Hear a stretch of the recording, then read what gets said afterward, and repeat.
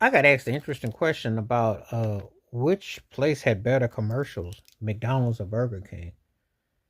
Now I don't eat none of that mess no more, but back in the day when I did, and I always said something. The commercials uh were the impact of your store.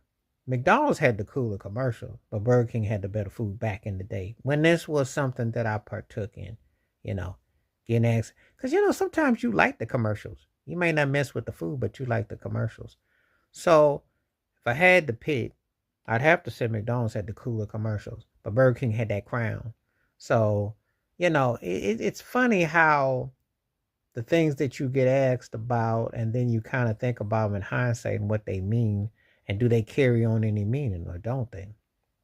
It's like one of those things that you just kind of shrug your shoulders. Sometimes you're indifferent to it. You know, does the commercial sell you on the food though?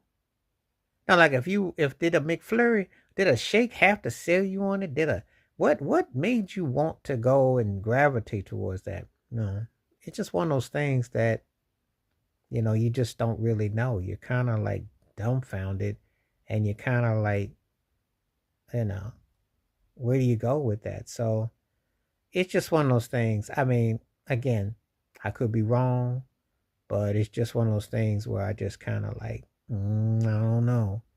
It just kind of leaves me like that in a blank. But which one did I prefer as far as like the commercials? Like if I'm just sitting there watching the commercials, because everybody knows McDonald's had the fries though. Let's keep it 100. The chips, those things was better. Burger King's was kind of greasy, but that wasn't why you went to the BK. So anyway, does commercials play a big part in your choices and your makes and your I think they do, but I think that that's almost like another era because so much has changed.